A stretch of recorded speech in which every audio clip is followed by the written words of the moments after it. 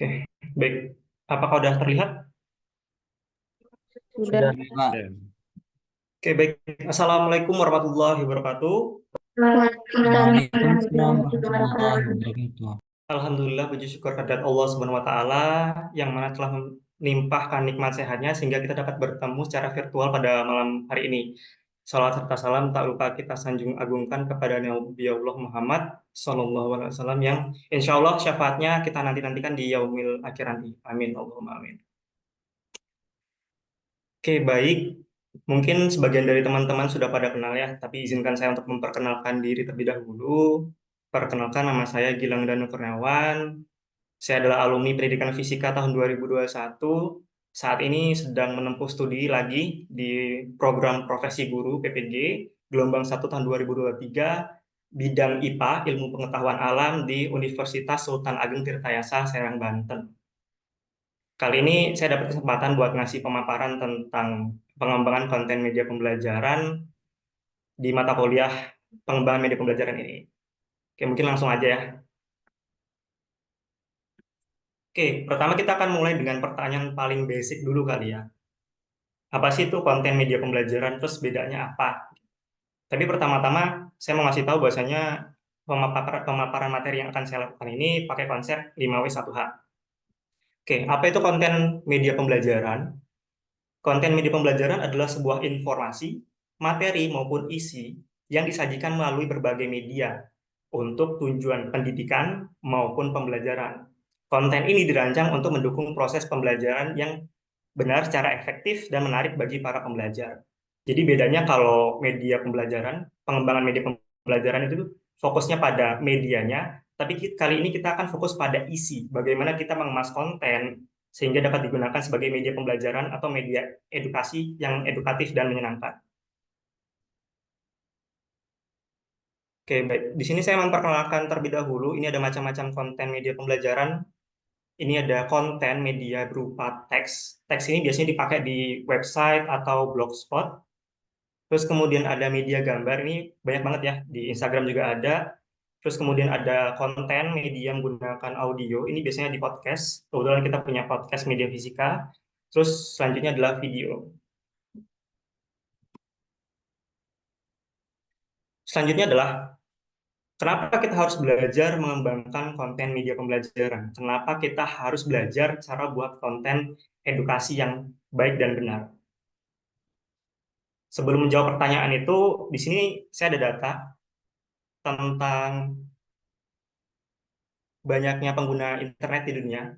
Populasi khususnya di Indonesia saat ini ada di angka 278 juta dengan koneksi mobil atau HP smartphone itu yang paling yang terkoneksi itu ada sekitar 353 juta. Terus kemudian ada individu atau orang yang pakai internet itu ada sekitar 185. Sekitar lebih dari setengah populasi orang di Indonesia itu sekarang pakai internet. Dan orang-orang yang pakai sosmed itu sekitar 139 juta, di sekitar hampir 50% dari setengah populasi di Indonesia. Selanjutnya ini adalah rata-rata penggunaan internet per hari. Ini ada, kita fokus saja di spend time penggunaan internet itu sekitar 7 jam, hampir 8 jam itu per hari orang pakai internet. Terus kemudian kita lihat di bagian sosial medianya itu rata-rata orang tuh pakai atau ngebuka sosmed itu tuh sekitar 3 jam lebih, dan per hari itu mungkin kita ada yang paling buka sosmed itu tuh hampir 8 sampai 5 jam dan lain sebagainya, nanti teman-teman bisa lihat sendiri. Selanjutnya ini adalah rata-rata penggunaan media sosial per bulannya. Kita lihat angka-angkanya. Dalam sebulan kita tuh paling banyak pakai WA itu sekitar hampir 30 jam dalam satu bulan. Sedangkan untuk YouTube, TikTok itu sekitar hampir 26 sampai 29 juga, dan Instagram itu 15 jam dalam sebulan. Begitu pula dengan Facebook. Oke, di sini ada berita-berita tentang penggunaan sosial media. Yang pertama ada PUBG, pengguna internet di Indonesia itu tahun 2024 ini hampir mencapai angka 80%. Artinya 80% dari total populasi di Indonesia itu sekarang udah pakai internet untuk melakukan apapun. Terus kemudian di sini ada berita tentang menyoroti media sosial antara konten sampah dan rendahnya selera khalayak. Perlu teman-teman ketahui bahwasanya Indonesia tuh masih apa ya, masih kepengen atau masih menikmati namanya konten sampah dalam tanda kutip, yang entah itu karena memang kontennya seleranya seperti itu atau memang eh, kita nggak tahu algoritma di sosmed seperti apa, nanti kita akan pelajari. Terus ini yang lebih parah ada karena pengaruh TikTok, 11 siswi SD di situ Bondo sayat-sayat tangan. Ini di beritanya itu kalau nggak salah dia tuh karena kena algoritmanya TikTok, dia itu jadi suka lihat konten-konten yang kayak gitu, yang berdarah, konten-konten yang saling sayat-sayat gitu. Mungkin bagi mereka anak-anak SD itu hal yang keren, tapi bagi kita agak sangat miris ya, penggunaan internet atau sosmed itu jadi seperti itu dampaknya. Dan yang paling parah adalah remaja 14 tahun meninggal akibat algoritma media sosial. Ini dulu viral banget di internet, namanya Molly. Dia tuh di internet tuh sering banget gara-gara algoritma Instagram, gambar, video yang muncul ketika dia searching di internet, khususnya di YouTube, terus kemudian di Instagram itu konten tentang melukai diri sendiri. Jadi secara psikologis akhirnya dia kena juga gitu. Dan inilah bahayanya sosial media ketika digunakan tanpa edukasi yang baik atau tidak adanya konten edukasi yang bisa menekan konten-konten negatif. Sekarang sekarang kembali ke pertanyaan, kenapa sih kita harus belajar ngembangin konten media pembelajaran? Yang pertama, udah pasti karena digitalisasi. Sekarang tuh semua tuh udah serba online. Peningkatan digitalisasi di Indonesia tuh udah makin meningkat. Transformasi di bidang teknologi dan digital tuh udah makin berkembang. Di berbagai bidang tuh sekarang udah pakai teknologi, baik itu di bidang finance, bidang ekonomi, pariwisata, hukum, bahkan perbankan pun sekarang udah pakai digital. Bahkan pemasaran di desa-desa pun sekarang udah pakai digital ya. Jadi mau nggak mau kita sebagai masyarakat pendidikan atau mahasiswa pendidikan yang bergerak di bidang pendidikan pun mau nggak mau ya harus ikut andil dalam transformasi digital ini. Dengan cara apa? Salah satunya adalah yaitu tadi, mengembangin konten media pembelajaran yang baik. Selanjutnya adalah peningkatan edu kreatif. Sadar atau enggak, pasar edu kreatif tuh masih sedikit banget. Ada kontennya, tapi nggak banyak. Ada konten yang bagus, tapi tidak berkelanjutan gitu. Karena apa? Penyebabnya adalah kurangnya minat masyarakat, itu yang pertama. Yang kedua adalah sering tergusur oleh konten viral. Jadi orang-orang tuh masih suka banget nonton konten viral, drama, dan lain sebagainya. Sedangkan minat mereka terhadap konten edukasi itu masih sangat minim sekali. Dan yang terakhir adalah membangun komunitas sehat. Dengan cara kita bikin konten, dengan cara kita aktif untuk berkonten atau membuat konten edukasi, kita bisa menekan konten-konten negatif tadi yang membunuh psikologis anak-anak dan memperluas konten positif. Jadi kita tuh sebagai mahasiswa pendidikan harus bisa menjadi oposisi atas konten-konten negatif yang beredar di internet. Selanjutnya adalah kenapa sih harus pakai sosial media? Kenapa harus bikin konten atau ngembangin konten tuh lewat sosial media? Yang pertama, aksesibilitas. Sosmed itu ngasih kesempatan kita untuk ngasih ilmu ke orang banyak tanpa batas. Jadi salah satu sifat dari sosial media itu adalah limitless, tidak terbatas. Jadi kamu bisa bikin konten yang edukatif dan dilihat orang banyak dengan catatan konten kamu tuh harus berkualitas. Semakin berkualitas konten kamu, maka retention atau engagement yang kalian dapat akan makin banyak. Ketika engagement yang kalian dapatkan atas konten kalian itu semakin banyak, like, comment, dan share, akan banyak orang yang melihat konten kalian. Itu adalah salah satu algoritma dari sosial media. Selanjutnya adalah pengaruh. Sosmed itu impactful bener. Dampak sosmed itu gede banget. Kamu bisa nge-influence orang banyak dengan konten yang positif. Tapi lagi-lagi gitu, ada influencer di bidang pendidikan, edukasi, tapi nggak serame influencer yang apa ya, selebriti, kontennya konten viral, kontennya konten drama, prank, dan lain sebagainya. Masih jarang banget konten kreator atau influencer yang bergerak di bidang konten kreatif, khususnya di bidang pendidikan. Ada tapi nggak banyak, ada tapi tidak berkelanjutan. Dan selanjutnya adalah inovasi. Selain ngebuat dampak yang besar ke masyarakat, ke lingkungan sekitar, bikin konten di sosmed tuh juga bisa berdampak loh buat diri kita. Sosmed tuh ngasih kesempatan buat diri kita sendiri untuk ningkatin kreativitas diri dengan cara buat konten di sosmed itu kita bisa pertama ningkatin kreativitas. Yang kedua, problem solving, gimana caranya membedah suatu konsep materi fisika yang berat terus kita paparkan lewat sosial media. Terus kemudian adalah komunikasi, gimana caranya kita mendeliver sebuah konten itu agar tersampaikan maksud dan isi pesannya kepada para audiens. Dan lain sebagainya, masih banyak banget manfaatnya. Dan terakhir adalah interaktif. Teman-teman di sini kan calon guru ya. Kalaupun misal teman-teman nggak mau jadi guru pun, teman-teman masih punya bekal pendidikan. Kalau kamu nanti jadi seorang guru atau seorang influencer yang bergerak di bidang pendidikan, kamu bisa buat pembelajaran yang interaktif dan lebih mendalam. Jadi sosmed itu, sosial media, baik itu Instagram, TikTok, terus dan lain sebagainya, Facebook, itu bisa kamu pakai buat media pembelajaran yang interaktif dan menyenangkan, sesuai dengan kodrat alam. Nah, di filosofi pendidikan itu ada pembelajaran namanya dasar dan pemikiran Ki Hajar Dewantara.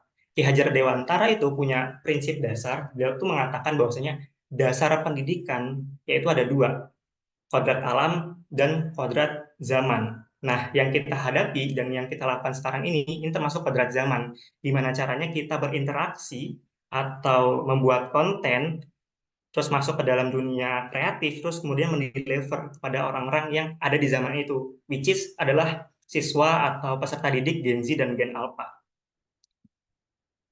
Selanjutnya adalah how.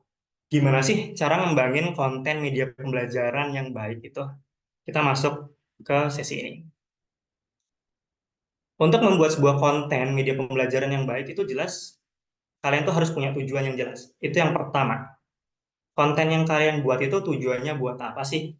Pesan yang mau kalian sampaikan ke para audiens itu apa sih? Apa makna dari konten yang kalian buat? Apa maksud dan pesan dari konten yang kalian kembangkan gitu? Tujuan yang jelas bakal ngasih kamu goals yang jelas juga. Di sini saya ngasih contoh ada dua konten, sama-sama konten pendidikan, sama-sama konten sains, sama-sama konten fisika. Cuman bedanya video yang di atas itu adalah contoh konten yang tujuannya adalah untuk ngajarin cara nyelesain soal. Dan yang bawah itu contoh konten yang tujuannya adalah ngasih penjelasan tentang black hole. Dari kedua konten ini, kita bisa lihat perbedaan bahwasanya ketika kalian pengen buat konten nih, misal di Instagram atau TikTok atau YouTube, pengen buat konten cara nyelesain hukum Newton gitu. Kalian tuh mungkin bisa, oh nanti bayangan aku bikin konten tuh mungkin pakai papan tulis, terus aku rekam gitu. Atau kalau misal saya pengen buat konten tentang black hole, berarti saya harus nyari video-video atau footage yang berkaitan tentang black hole. Jadi tujuan yang jelas akan ngasih kamu dasar yang jelas akan gambaran konten yang akan kalian proses atau buat. Selanjutnya adalah target audience. Dalam pembuatan konten yang baik, penting banget buat kalian itu tahu audiens kalian itu siapa. Yang lihat konten kalian itu siapa. Yang nonton konten kalian itu siapa. Apakah mahasiswa, guru, atau pelajar. Di sini ada sebuah, apa ya namanya, saya ngasih namanya tuh curse of knowledge, kutukan pendidikan. Analoginya adalah, misal, kalau kamu ngobrol dengan dua orang, satu profesor, satu tukang becak, kalau kamu ngobrol dengan bahasa profesor, yang ngerti itu ya cuma profesor. Tukang becak itu nggak bakal ngerti apa yang kamu omongin, karena kata-kata yang kamu sampaikan itu terlalu tinggi. Tapi ketika kamu pakai bahasa tukang beca untuk ngobrol pada dua orang tersebut, tukang beca ngerti, profesor juga ngerti. Jadi maksudnya kutukan pendidikan adalah kita tuh merasa karena kita sudah S1, kita sudah berpendidikan, kita memiliki wawasan yang luas, jadi kita merasa orang lain itu tahu maksud kita. Padahal nggak semua orang tahu apa yang kita omongin, sama seperti bikin konten. Nggak semua orang tahu konten kita tuh maksudnya tujuannya apa sih, isinya apa gitu. Ketika kita bikin konten fisika untuk mahasiswa, oke lah kita bisa pakai bahasa-bahasa yang tinggi, bahasa-bahasa fisika. Tapi ketika konten kita tujuannya untuk ngajarin fisika atau ngenalin fisika ke anak SD atau pelajar, bahasa yang kita pakai itu harus kita rendahkan. Maksudnya bahasa yang kita pakai adalah bahasa yang sederhana dan menyenangkan agar anak SD itu tertarik dan belajar kenapa sih kok apel itu jatuh ke tanah gitu kan. Kalau kita bikin konten ke mahasiswa kan kita harus ngasih tahu hukum Newton, gravitasi itu seperti apa, rumusnya seperti apa, seperti itu kan. Tapi ketika audiensnya adalah pelajar, anak SD, berarti kan kita harus menggunakan bahasa yang menyenangkan. Dan itulah pentingnya penulisan konten nanti yang akan diajarkan oleh pemateri selanjutnya. Cara komunikasi, behavior audience, dan sudut pandang audiens itu berbeda-beda. Dan kamu harus paham banget target audiens kamu agar pesan atau isi konten yang dibuat itu dapat tersampaikan dengan baik. Yang ketiga, itu adalah kenali platform. Ini gampang banget ya. Untuk sosmed kita ada banyak banget konten, media kontennya. Ada YouTube, ada Instagram, ada TikTok, ada Spotify untuk konten audio. Di YouTube mungkin ciri-cirinya untuk video pembelajaran yang lebih panjang, tapi di YouTube juga ada YouTube Shorts yang format kontennya itu tuh kayak TikTok dan Reels. Di Instagram juga ada konten berbasis gambar, foto, carousel atau slide gambar, dan Reels. Dan begitu pula pada, iya, halo. Dan begitu pula pada TikTok itu juga berbasis video dengan format portrait. Dan di TikTok tuh kalau nggak salah juga bisa pakai format slide gambar. Entah udah update atau belum, kemarin kalau nggak salah slide gambar itu di TikTok itu udah nggak ada, tapi kemungkinan masih ada lagi sekarang, tapi silakan dicek kembali. Dan yang terakhir adalah relevan. Ini penting banget. Ini adalah salah satu kunci di mana konten kamu itu bisa viral, di mana konten kamu itu bisa dilihat orang banyak. Konten yang relevan akan ngebuat audiens ngerasa relate dan tertarik. Semakin relate, maka engagement, like, comment, share kontenmu akan semakin besar. Di sini saya kasih contoh ada dua konten dari media fisika. Ini konten Reels ya. Konten yang pertama, itu jumlah pemutaran videonya itu sekitar 2.000 penonton sampai 3.000, sedangkan di konten yang kedua, di sebelah kanan, itu viewersnya itu 15.000. Mari kita analisis. Konten yang baik adalah konten yang relevan. Ketika kita berbicara konten yang relevan, berarti konten itu harus relate dengan diri kita masing-masing. Di video yang pertama di media fisika ini ngebahas tentang foto listrik, yang mana nggak semua orang tuh relevan.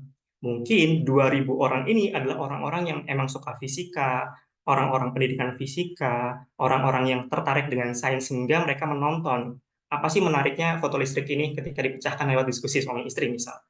Tapi ketika kita lihat konten yang sebelahnya, yaitu overthinking nambahin air ke sampo ala fisika. Bahkan bagi orang yang bukan anak fisika atau anak pendidikan pun merasa relate, karena semua orang pasti pernah ngerasain namanya sampo tuh habis.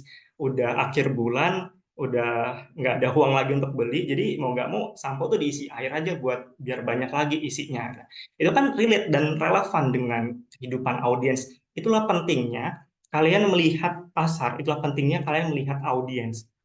Kalian melihat behavior dari audiens itu seperti apa. Nah, salah satu contohnya adalah itu tadi, sampo yang dikasih air.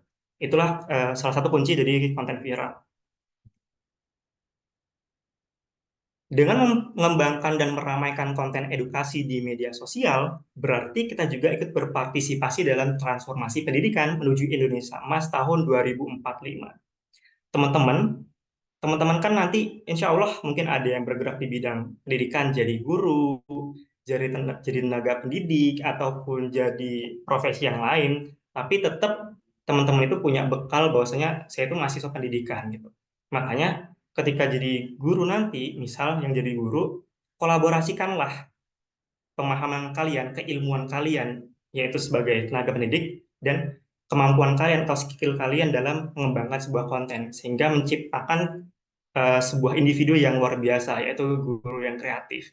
Dan guru yang kreatif itu adalah bekal menuju Indonesia Emas tahun 2045. Pertanyaan selanjutnya, jadi kapan kamu mau bikin konten? Mau nanti aja, apa sekarang? It's up to you, itu terserah kamu mau bikinnya kapan. Dan terakhir, kita akan ngelakuin aksi nyata, di mana kamu bisa memulainya.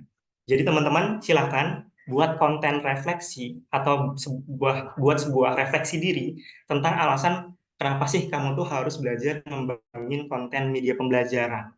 Buatlah dalam bentuk bisa poster, bisa mapping atau infografis, upload aja ke story aja, nggak usah ke feed. Ke feed tuh orang-orang nggak suka, apalagi mahasiswa. Upload aja ke story kamu, terus tag Media Fisika, Wise Edu, Klasik, terus mentornya, dan Pak Irwan sendiri. Jadi kita bisa lihat, kita bisa nge-assessment apakah teman-teman tuh sudah bisa merefleksi diri, apakah teman-teman tuh sudah bisa menjawab pertanyaan, emang kenapa sih aku harus memilih mata kuliah ini, emang kenapa sih aku harus belajar konten ini, seperti itu. Semoga teman-teman bisa merefleksi diri ya. Oke, mungkin itu aja sedikit pengantar dari saya, sedikit teori tapi banyak aksi. Di pertemuan selanjutnya semoga nanti akan banyak kolaborasi-kolaborasi lagi.